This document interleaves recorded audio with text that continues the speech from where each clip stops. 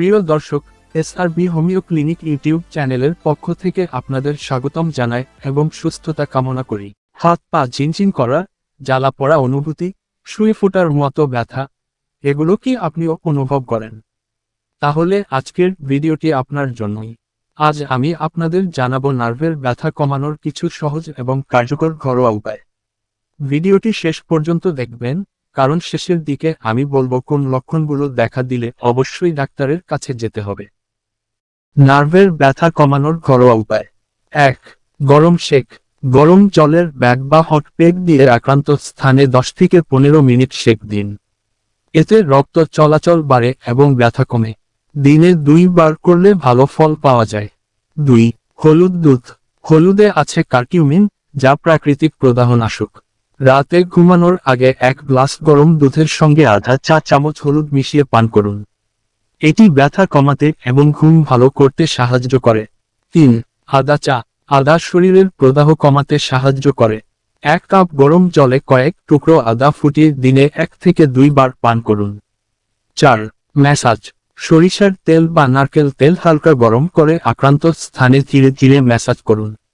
Massage রক্ত সঞ্চালন বাড়ায় এবং পেশি ও নার্ভ শিথিল করে। 5. ভিটামিন সমৃদ্ধ খাবার। নার্ভ সুস্থ রাখতে ভিটামিন বি কমপ্লেক্স খুবই জরুরি। যেসব খাবার বেশি খাবেন: ডিম, মাছ, দুধ, কলা, বাদাম, সবুজ শাকসবজি, বিশেষ করে পালং শাক, ব্রোকলি, ডাল ইত্যাদি খুব উপকারী। 6. নিয়মিত হালকা ব্যায়াম। হালকা হাঁটা, স্ট্রেচিং বা যোগ ব্যায়াম নার্ভের চাপ কমায়। উদাহরণস্বরূপ, প্রাণায়াম বা গভীর শ্বাস নেওয়ার ব্যায়াম মানসিক চাপ কমাতে সাহায্য করে। প্রতিদিন অন্তত 20 থেকে 30 মিনিট হাঁটার চেষ্টা করুন। 7. পর্যাপ্ত ঘুম। কম ঘুম হলে স্নায়ুর ব্যথা বেড়ে যেতে পারে। প্রতিদিন 7 থেকে 8 ঘন্টা ঘুমানোর চেষ্টা করুন। 8. মানসিক চাপ কমান। স্ট্রেস নার্ভের ব্যথা বাড়িয়ে দেয়। ধ্যান, প্রার্থনা বা পছন্দের গান শোনা মানসিক চাপ কমাতে সাহায্য করে। কখন ডাক্তারের কাছে যাবেন? যদি নিচের লক্ষণগুলো দেখা যায়, তাহলে দেরি না করে ডাক্তারের পরামর্শ নিন। হঠাৎ তীব্র ব্যথা, হাত পা অসাড় হয়ে যাওয়া, দুর্বলতা বা চলাফেরায় সমস্যা, দীর্ঘদিন ব্যথা কমছে না, ডায়াবেটিস থাকলে অবশ্যই নিয়মিত চেকআপ করুন। বন্ধুরা, নার্ভের ব্যথা খুব কষ্টদায়ক হলেও সঠিক যত্ন নিলে অনেকটাই নিয়ন্ত্রণে রাখা সম্ভব। ঘরোয়া উপায়গুলো মেনে চলুন, স্বাস্থ্যকর খাবার খান, নিয়মিত ব্যায়াম করুন এবং প্রয়োজনে অবশ্যই ডাক্তারের পরামর্শ নিন।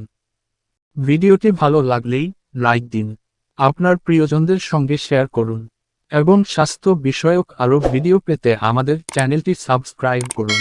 আজকের মতো এখানেই শেষ। সুস্থ থাকুন, ভালো থাকুন। ভিডিওটি শেষ পর্যন্ত দেখার জন্য ধন্যবাদ।